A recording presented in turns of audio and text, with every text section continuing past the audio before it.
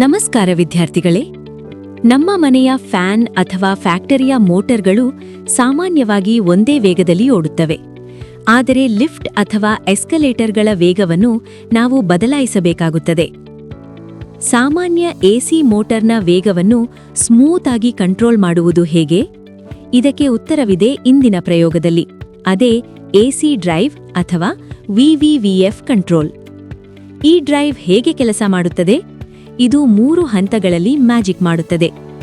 ಮೊದಲು ಬರುವ AC power ಅನ್ನು ರೆಕ್ಟಿಫೈಯರ್ ಮೂಲಕ ಡಿಸಿ ಆಗಿ ಬದಲಾಯಿಸುತ್ತದೆ. ನಂತರ ಆ ಡಿಸಿ ಪವರ್ ಅನ್ನು ಐಜಿಬಿಟಿ ಇನ್ವರ್ಟರ್ ಬಳಸಿ ಮತ್ತೆ ಎಸಿ ಆಗಿ ಬದಲಾಯಿಸುತ್ತದೆ. ಆದರೆ ಇಲ್ಲಿ ಒಂದು ಟ್ವಿಸ್ಟ್ ಇದೆ. ಇನ್ವರ್ಟರ್ ಔಟ್ಪುಟ್ನ ಫ್ರೀಕ್ವೆನ್ಸಿಯನ್ನು ನಾವು ಬದಲಾಯಿಸಬಹುದು. ಫ್ರೀಕ್ವೆನ್ಸಿ ಜಾಸ್ತಿ ಮಾಡಿದರೆ ಸ್ಪೀಡ್ ಜಾಸ್ತಿ, ಕಡಿಮೆ ಮಾಡಿದರೆ ಸ್ಪೀಡ್ ಕಡಿಮೆ.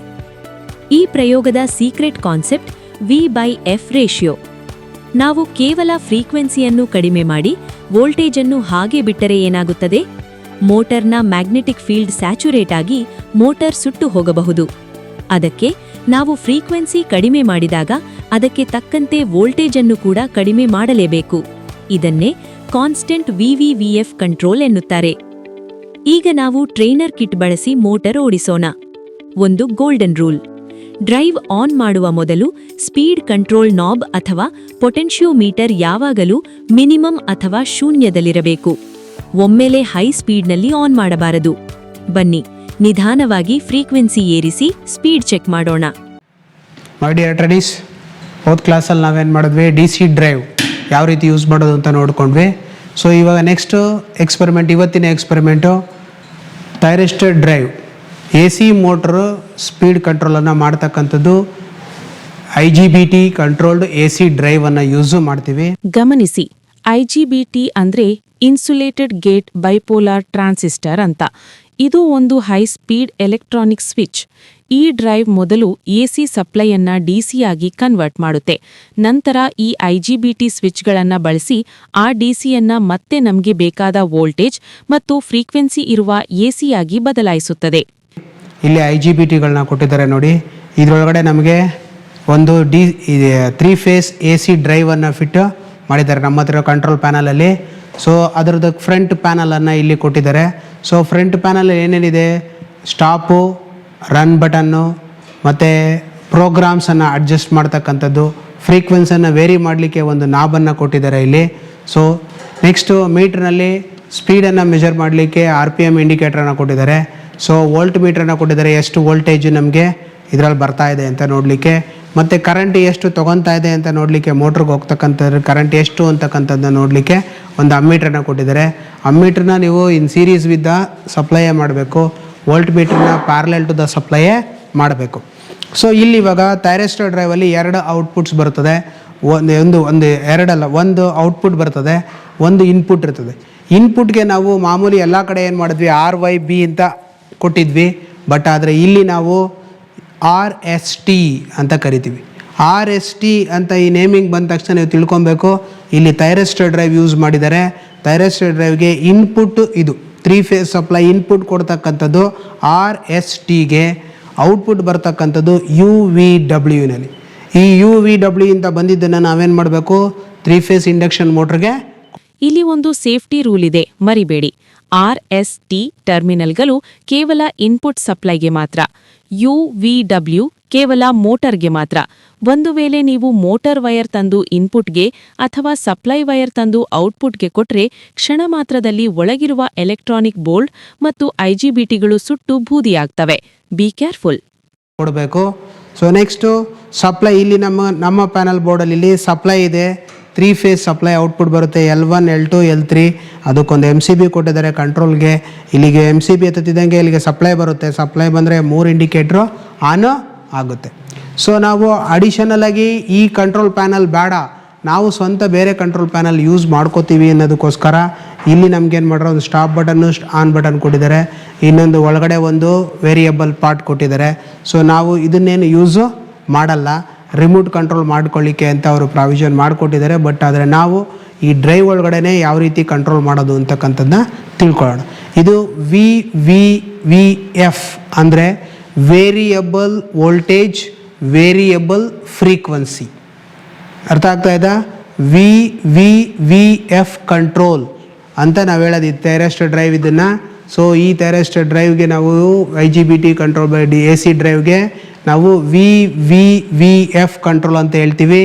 ವಿ ವಿ ಅಂದರೆ ವೇರಿಯಬಲ್ ವೋಲ್ಟೇಜ್, ವೇರಿಯಬಲ್ ಫ್ರೀಕ್ವೆನ್ಸಿ, ಎರಡರಲ್ಲೂ ನಾವು ಇದನ್ನು ಅಟ್ ಎ ಟೈಮಲ್ಲಿ ಏನು ಮಾಡ್ತೀವಿ, ಕಂಟ್ರೋಲನ್ನು ಮಾಡ್ತೀವಿ.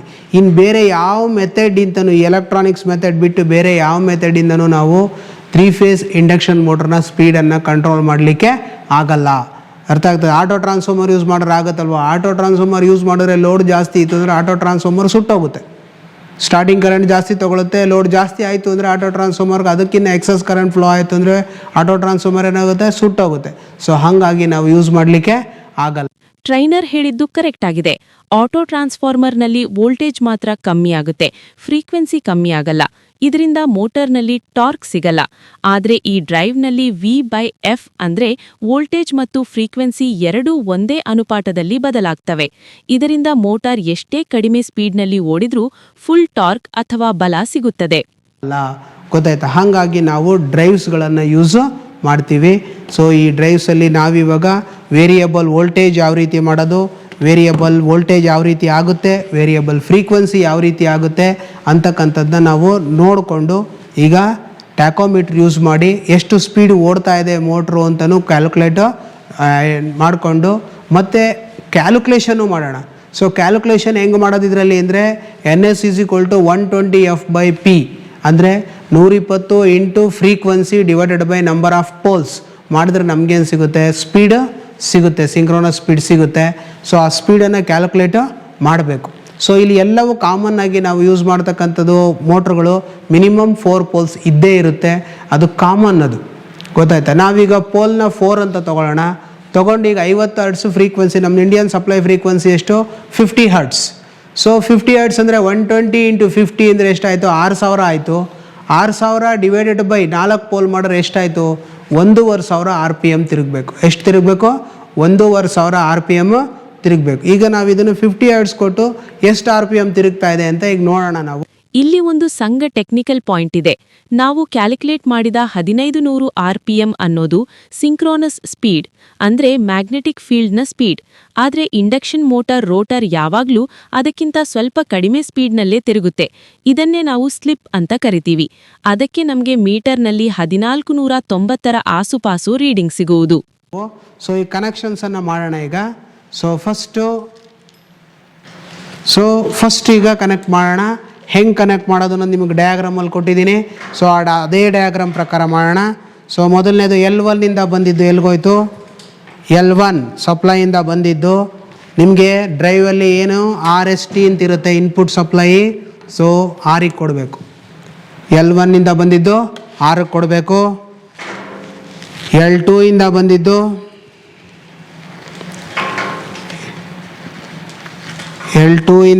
ಎಲ್ಲಿ ಕೊಡಬೇಕು, S ಕೊಡಬೇಕು. L3 ಬಂದಿದ್ದು L3 ಬಂದಿದ್ದನ್ನು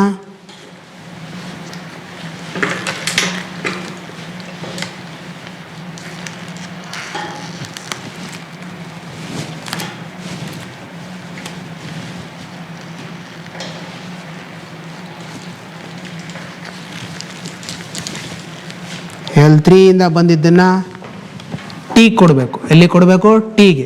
ಈಗ ಸಪ್ಲೈಯಿಂದ L1 L2 L3 ನಾವೇನು ಮಾಡಿದ್ವಿ, RST ಸಪ್ಲೈಗೆ ಕೊಟ್ವಿ.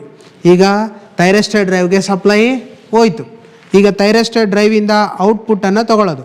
ಸೊ ಥೈರಿಸ್ಟರ್ ಡ್ರೈವಿಂದ ಔಟ್ಪುಟ್ಟನ್ನು ತೊಗೊಬೇಕಾದ್ರೆ ಫಸ್ಟು UVW ಅಂತಿದೆ ನೋಡಿ, U ಬಂದಿದ್ದನ್ನು ಮೋಟ್ರ್ ಕೊಡಬೇಕು. U ಬಂದಿದ್ದನ್ನು ಎಲ್ಲಿ ಕೊಡಬೇಕು, ಮೋಟ್ರಿಗೆ ಕೊಡಬೇಕು. ನೋಡಿ motor R, that is U ಕೊಟ್ರಿ. ಸೊ ನೆಕ್ಸ್ಟ್ ಈಗ V ಬಂದಿದ್ದನ್ನು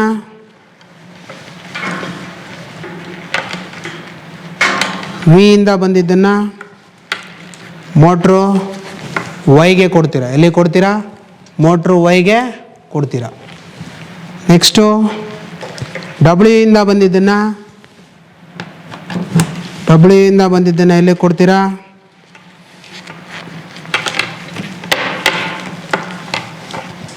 ಡಬ್ಲ್ಯೂ ಇಂದ ಬಂದಿದ್ದಂಥದ್ದನ್ನು ಎಲ್ಲಿ ಕೊಡ್ತೀರಾ, ಬಿಗೆ ಕೊಡ್ತೀರಾ ನೋಡಿ.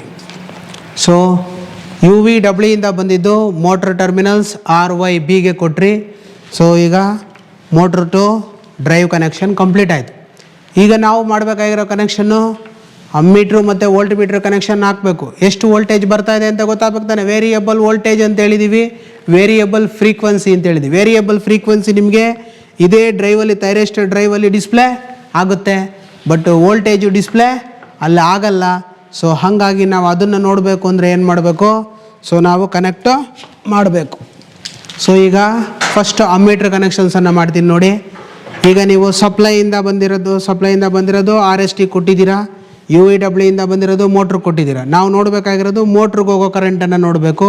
ಹಾಗಾಗಿ ನಾವು ಸಪ್ಲೈ ಇದನ್ನು ಡಿಸ್ಟರ್ಬ್ ಮಾಡಲ್ಲ. ಸೊ ಡಬ್ಲ್ಯೂನ ತೆಗಿತೀನಿ ನೋಡಿ. ಇಲ್ಲಿ ಡಬ್ಲ್ಯೂ ಇಂದ ಎಲ್ಲಿಗೋಯ್ತು, ಬಿಗೆ ಹೋಗಿತ್ತಲ್ಲಿ. ಈ ವೈರನ್ನು ತೆಗಿತೀನಿ.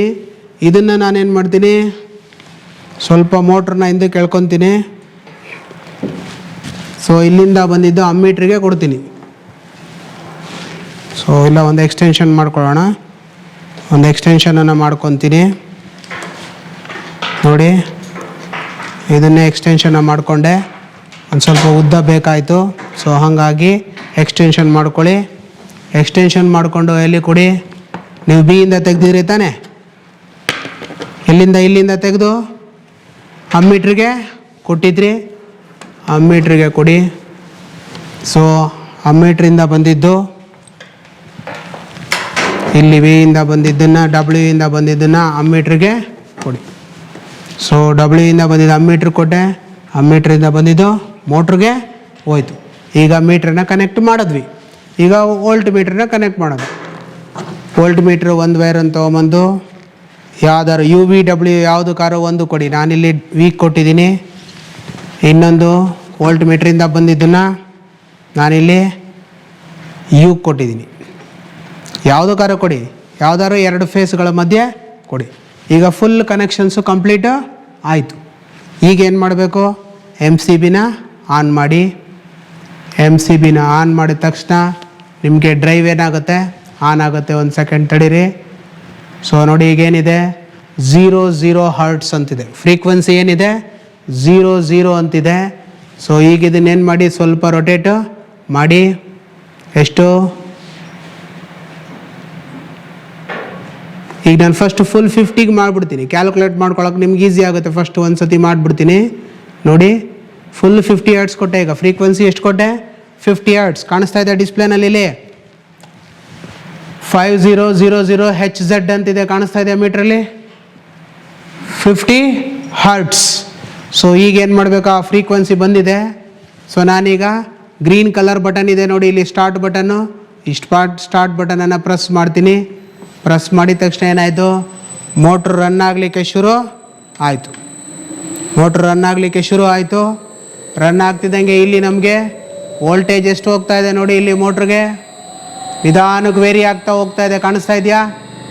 ಎಷ್ಟು ಕರೆಂಟ್ ತೊಗೊತಾ ಇದೆ, 2 ಆಂಪ್ಸ್ ಕರೆಂಟನ್ನು ತೊಗೊತಾ ಇದೆ. 413 ವೋಲ್ಟ್ ಸಪ್ಲೈ ವೋಲ್ಟೇಜ್ ಹೋಗ್ತಾ ಇದೆ. ಈಗ ನಮಗೆ ಎಷ್ಟು RPM ತಿರುಗಬೇಕಿದು, 1500 RPM ತಿರುಗಬೇಕು. ಈಗ ಟ್ಯಾಕೋಮೀಟ್ರಲ್ಲಿ ನೋಡೋಣ ಸೊ ಎಷ್ಟು ತಿರುಗ್ತಾ ಇದೆ ಅಂತ. ಸೊ ನೋಡಿ ಆನ್ ಮಾಡ್ತೀನಿ.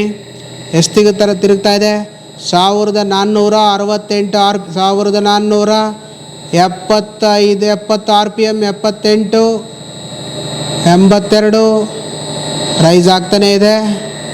92 1492 RPM ತಿರುಗ್ತಾ ಇದೆ. ಎಷ್ಟು ತಿರುಗ್ತಾ ಇದೆ, 1492 RPM ತಿರುಗ್ತಾ ಇದೆ. ಕಾಣಿಸ್ತಾ ಇದೆಯಾ. ಸೊ ಅಂದರೆ ಇನ್ನು ನಮಗೆ ಎಷ್ಟು RPM, 1500ಗೆ 6 RPM ಕಮ್ಮಿ ತೋರಿಸ್ತಾ ಇದೆ. ಸೊ ಆ RPM ಡ್ಯೂ ಟು ನಿಮ್ಗೆ ಎಲ್ಲಿ ಆಗಿರ್ಬೋದು, ಬೇರಿಂಗ್ ಲಾಸ್ ಆಗಿರ್ಬೋದು, ಎಂಡ್ ಕ್ಯಾಪಿಂದ ಲಾಸ್ ಆಗಿರ್ಬೋದು, ಅಥವಾ ನಾನು ಇಟ್ಟಿರೋದು ಫ್ರಿಕ್ಷನಲ್ ಲಾಸಿಂದ ಕೂಡ ಆಗಿರ್ಬೋದು. ಗೊತ್ತಾಯ್ತಾ, 1500 RPM ಬರ್ತಾ ಇದೆ ಈಗ ಅದು. ಸೊ ನಾನೇನು ಮಾಡ್ತೀನಿ, ಈಗ ಫ್ರೀಕ್ವೆನ್ಸಿನ ಕಮ್ಮಿ ಮಾಡ್ತೀನಿ ನೋಡಿ. ಎಷ್ಟು, 25 ಹರ್ಟ್ಸಿಗೆ ಮಾಡ್ತೀನಿ ನೋಡಿ. ಈಗ ಎಷ್ಟಕ್ಕೆ ಮಾಡಿದೆ,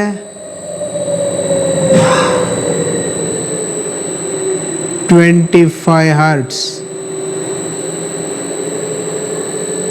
ಎಷ್ಟಿದೆ ಈಗ, 25.25 ಹರ್ಟ್ಸ್. ಓಕೆ, 25 ಹರ್ಟ್ಸಿಗೆ ಮಾಡಿದೆ. 25 ಹರ್ಟ್ಸ್ ಮಾಡಿದ್ರೆ ಎಷ್ಟು ತಿರುಗಬೇಕು ಆರ್ ಪಿ ಎಮ್? ಈಗ 750 ಆರ್ ಪಿ ಎಮ್ ತಿರುಗಬೇಕು. ನೋಡಿ R P M meter check ಮಾಡೋಣ. ನೋಡಿ 719, 734 ಆರ್ ಪಿ ಎಮ್ ತಿರುಗ್ತಾ ಇದೆ. ಎಷ್ಟು ತಿರುಗ್ತಾ ಇದೆ? 734 34 38, 738 R P M, 39, 740 R P M ತಿರುಗ್ತಾ ಇದೆ. ಸೊ 750 ಆರ್ ಪಿ ಎಮ್ ತಿರುಗ್ತಾ ಇದೆಯಾ? ಅಲ್ಲಿಗೆ ಹಾಫ್ ಆಫ್ ದಟ್ 120 F/P ಮಾಡಿದ್ರು ಅಷ್ಟೇ ಆರ್ ಪಿ ಎಮ್ ತಿರುಗ್ತಾ ಇದೆ. ಈ ಡ್ರೈವ್ನ ಯೂಸ್ ಮಾಡೋ ಉದ್ದೇಶ ನಾನು ಡಿ ಸಿ ಡ್ರೈವ್ ಮಾಡಿದಾಗ ಹೇಳಿದ್ದೆ ಏನಕ್ಕೆ ಅಂತ. ಈಗ ನಮಗೆ ಕರೆಂಟ್ ಎಷ್ಟು? 2 ಆಂಪ್ಸ್ ಕರೆಂಟೇ ತೊಗೊತಾ ಇದೆ. 207 ವೋಲ್ಟೇಜ್ ಎಷ್ಟಿದೆ? ಈಗ 25 ಹರ್ಟ್ಸ್ ಮಾಡಿದ್ದೀನಿ, ಫ್ರೀಕ್ವೆನ್ಸಿನೂ ಕಮ್ಮಿ ಆಗಿದೆ. ಅದೇ ಟೈಮಲ್ಲಿ ಅಟ್ ಎ ಟೈಮಲ್ಲಿ ಏನಾಗಿದೆ ಇಲ್ಲಿ? ವಿ ಎಫ್ ಕಂಟ್ರೋಲ್ ಅಂತ ಹೇಳಿದ್ವಲ್ಲ. ನೋಡಿ ವೋಲ್ಟೇಜ್ ಎಷ್ಟಿದೆ ಇಲ್ಲಿ? ವೋಲ್ಟೇಜು 207.6 ವೋಲ್ಟ್ಸ್ ಇದೆ. ವೋಲ್ಟೇಜು ಕೂಡ ಕಮ್ಮಿ ಆಗಿದೆ. ಫುಲ್ 50 ಹರ್ಟ್ಸ್ ಕೊಟ್ಟಾಗ ಎಷ್ಟಿತ್ತು? 415 ವೋಲ್ಟ್ಸ್ ಇತ್ತು ಇಲ್ಲಿ. ಇವಾಗ ಎಷ್ಟಿದೆ? 207 ವೋಲ್ಟ್ಸ್ ಇದೆ. ಮ್ಯಾಜಿಕ್ ನೋಡಿ, ಫ್ರೀಕ್ವೆನ್ಸಿ 50 ಇದ್ದಾಗ ವೋಲ್ಟೇಜ್ 415 ಇತ್ತು. ಫ್ರೀಕ್ವೆನ್ಸಿ 25 ಅಂದ್ರೆ ಅರ್ಧ ಆದಾಗ ವೋಲ್ಟೇಜ್ ಕೂಡ 207 ಅಂದ್ರೆ ಅರ್ಧ ಆಯಿತು. ಅಂದ್ರೆ voltage by frequency ratio same ಇದೆ. ಇದೇ ಈ ಡ್ರೈವ್ನ ವಿಶೇಷತೆ. ಹೀಗೆ ಮಾಡಿದ್ರೆ ಮಾತ್ರ ಮೋಟಾರ್ ಕಾಯಿಲ್ ಸುಟ್ಟು ಹೋಗೋದಿಲ್ಲ ಮತ್ತು ಎಫಿಷಿಯನ್ಸಿ ಚೆನ್ನಾಗಿರುತ್ತೆ. ಅಂದರೆ ವೋಲ್ಟೇಜು ಕೂಡ ನಾವೇನು ಮಾಡಿದ್ವಿ? ವೇರಿ ಮಾಡಿದ್ವಿ. ಸೊ ಹಾಗಾಗಿ ಸ್ಪೀಡ್ ವೇರಿ ಆಯಿತು. ಬಟ್ ಇದ್ರದ್ದು ಇನ್ನೊಂದು ಅಡ್ವಾಂಟೇಜ್ ಏನಪ್ಪ ಅಂದರೆ, ನೀವು ಲೋಡ್ ಇನ್ಕ್ರೀಸ್ ಮಾಡಿದ್ರು ಕೂಡ, ನೋಡಿ ಈಗ ಲೋಡನ್ನು ಇನ್ಕ್ರೀಸ್ ಮಾಡಿದ್ರು ಕೂಡ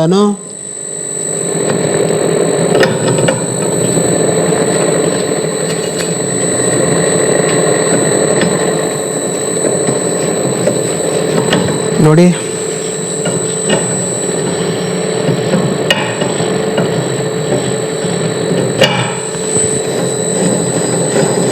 ನೋಡಿ ಹ್ಯಾಂಡ್ಲು ರೊಟೇಟ್ ಮಾಡಿ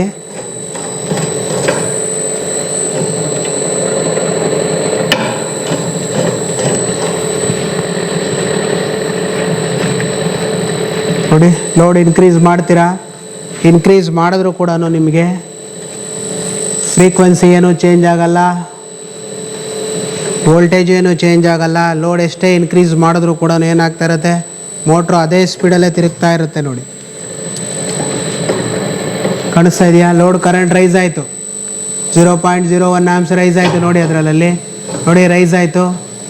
ರೈಸ್ ಆದರೂ ಕೂಡ 10, 13, 14 ಆಂಪ್ಸಿಗೆ ಬಂತು. ಬಟ್ ಆದರೂ ಕೂಡ ವೋಲ್ಟೇಜ್ ಅಷ್ಟೇ ಇದೆ. ಕಾಣಿಸ್ತಾ ಇದೆಯಾ? ಸ್ಪೀಡನ್ನು ಮೆಷರ್ ಮಾಡೋಣ ಈಗ ಎಷ್ಟಿದೆ ಅಂತ. ನೋಡಿ ಸ್ಪೀಡನ್ನ ಮೆಷರ್ ಮಾಡಿ. ನೋಡಿ ಅಷ್ಟೇ ಇದೆ, 723, 740 ಆರ್ ಪಿ ಎಮ್ ಅಷ್ಟೇ ಬರುತ್ತೆ. ನೋಡಿ ಕಾಣಿಸ್ತಾ ಇದೆಯಾ? ಸ್ಪೀಡ್ ಕೂಡ ನಿಮಗೇನಾಗುತ್ತೆ? ಡೌನು ಆಗಲ್ಲ. ಈ ಥೈರಿಸ್ಟರ್ ಡ್ರೈವ್ನ ಯೂಸ್ ಮಾಡೋದ್ರಿಂದ ಇದೇ ನಮಗೆ ಅಡ್ವಾಂಟೇಜ್. ಗೊತ್ತಾಯ್ತೇನಪ್ಪ? ಸ್ಪೀಡ್ ಎಷ್ಟು ಬೇಕಾದ್ರೂ ಯೂಸ್ ಮಾಡ್ಬೋದು, ಎಷ್ಟಕ್ಕೆ ಬೇಕಾದ್ರೂ ಇಟ್ಕೊಬೋದು. ಜೊತೆಗೆ ನಮಗೆ ಒಂದೇ ಕಾನ್ಸ್ಟೆಂಟ್ ಸ್ಪೀಡಲ್ಲೇ ಮೋಟ್ರ್ ರನ್ ಆಗ್ತಾ ಇರುತ್ತೆ ಹೊರತು ವೇರಿಯೇಷನ್ಸು ಆಗಲ್ಲ. ಗೊತ್ತಾಯ್ತಾ? ಹಾಗಾಗಿ ನಾವು ಥೈರಿಸ್ಟರ್ ಡ್ರೈವ್ಸನ್ನು ನಾವು ಯೂಸು ಮಾಡ್ತೀವಿ. ತಿಳಿತಾ ಇದು? ಯಾವ ರೀತಿ ಕನೆಕ್ಟ್ ಮಾಡೋದು, ಯಾವ ರೀತಿ ರೀಡಿಂಗ್ಸ್ ತೊಗೊಳೋದು, ಯಾವ ರೀತಿ ಅನ್ನೋದು ಗೊತ್ತಾಯ್ತಲ್ಲ. ಸೊ ಇದನ್ನು ಎಕ್ಸ್ಪೆರಿಮೆಂಟ್ ಮಾಡಿಬಿಟ್ಟು ರೀಡಿಂಗ್ಸನ್ನು ಎಂಟ್ರಿ ಮಾಡಿ ತೋರಿಸಿ. ಸೊ ಇಲ್ಲಿ ಸ್ಟಾಪ್ ಮಾಡಬೇಕಾದ್ರೆ ಸ್ಟಾಪ್ ಬಟನನ್ನು ಪ್ರೆಸ್ ಮಾಡಿ. ಇಲ್ಲಿ ಬಟನ್ ಪ್ರೆಸ್ ಮಾಡಿದ್ರೆ ಏನಾಗುತ್ತೆ? ಆಫ್ ಆಗುತ್ತೆ. ಆಫ್ ಆದಮೇಲೆ ಇದರಲ್ಲಿ ಒಂದು ಫ್ಯಾನ್ ರನ್ ಆಗ್ತಾ ಇರುತ್ತೆ ಡ್ರೈವಲ್ಲಿ. ಆ ಫ್ಯಾನು ಫುಲ್ ಆಫ್ ಆಗೋ ತನಕ ಸ್ವಲ್ಪ ಹೊತ್ತು ಕಾಯಬೇಕು. ಸಡನ್ನಾಗಿ 3 ಫೇಸ್ ಸಪ್ಲೈಯನ್ನು ಆಫ್ ಮಾಡಬಾರ್ದು. ಇದೇ ಇದರ ಪ್ರಿಕಾಷನ್. ಯಾಕೆ ಆಫ್ ಮಾಡಬಾರ್ದು? ಕಾರಣ ಕೆಪಾಸಿಟರ್ಸ್. ನಾವು ಸ್ವಿಚ್ ಆಫ್ ಮಾಡಿದ ಮೇಲೂ ಕೂಡ ಡ್ರೈವ್ನ ಒಳಗಡೆ ಇರುವ ಡಿಸಿ ಕೆಪಾಸಿಟರ್ಗಳಲ್ಲಿ ಹೈ ವೋಲ್ಟೇಜ್ ಚಾರ್ಜ್ ಸ್ಟೋರ್ ಆಗಿರುತ್ತೆ. ಡಿಸ್ಪ್ಲೇ ಪೂರ್ತಿ ಆಫ್ ಆಗುವವರೆಗೂ ಡ್ರೈವ್ನ ಯಾವುದೇ ಟರ್ಮಿನಲ್ ಮುಟ್ಟೋಕೆ ಹೋಗಬೇಡಿ. ಶಾಕ್ ಹೊಡೆಯೋ ಚಾನ್ಸ್ ಇರುತ್ತೆ. Safety first. ಮತ್ತೆ ಇನ್ಪುಟ್ನ ಔಟ್ಪುಟ್ ಮಾಡಿಬಿಡೋದು, ಔಟ್ಪುಟ್ನ ಇನ್ಪುಟ್ ಮಾಡಿಬಿಡೋದು. ಗಾಬರಿನಲ್ಲಿ RST ತೊಗೊಂಡೋಗಿ ಸಪ್ಲೈ ಕೊಡೋ ಬದಲಾಗಿ ಮೋಟ್ರ್ ಕೊಡೋದು, ಸಪ್ಲೈನ ತೊಗೊಂಬಂದು UVW ಕೊಟ್ಟರೆ ಇಮ್ಮಿಡಿಯೇಟಾಗಿ ಡ್ರೈವ್ ಏನಾಗುತ್ತೆ? ಪ್ರಾಬ್ಲಮ್ಮು ಆಗುತ್ತೆ.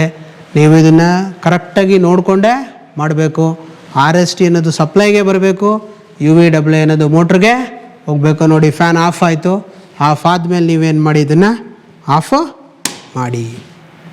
ಗೊತ್ತಾಯ್ತಾ? ಮತ್ತು ಇದನ್ನೇನಾದ್ರು ಡೈರೆಕ್ಷನ್ಸ್ ಚೇಂಜ್ ಮಾಡಬೇಕು ಅಂದರೆ ಇದ್ರದ್ದು ಒಂದು ಮ್ಯಾನ್ಯುಯಲ್ ಇರುತ್ತೆ, ಆ ಮ್ಯಾನ್ಯುಯಲ್ ನೋಡಿಕೊಂಡು ಚೇಂಜ್ ಮಾಡಬೇಕು. ನಾನು ಅದನ್ನು ನೆಕ್ಸ್ಟ್ ಕ್ಲಾಸಲ್ಲಿ ಹೇಳ್ಕೊಡ್ತೀನಿ, ತಿಳ್ಕೊಳ್ಳಿರಂತೆ. ಈಗ ಇದನ್ನು ಸ್ಟಾರ್ಟ್ ಮಾಡಿ ರನ್ ಮಾಡಿ ಎಲ್ಲ current rating, voltage rating, frequency ಮತ್ತು ಕ್ಯಾಲ್ಕುಲೇಟೆಡ್ ಫ್ರೀಕ್ವೆನ್ಸಿ, ಕ್ಯಾಲ್ಕುಲೇಟೆಡ್ ಸ್ಪೀಡ್ಗೂ ನಿಮಗೆ ಇಲ್ಲಿ ಸಿಗ್ತಾ ಇರ್ತಕ್ಕಂಥ ಸ್ಪೀಡ್ಗೂ ಎಲ್ಲವನ್ನು ಕಂಪೇರ್ ಮಾಡಿ.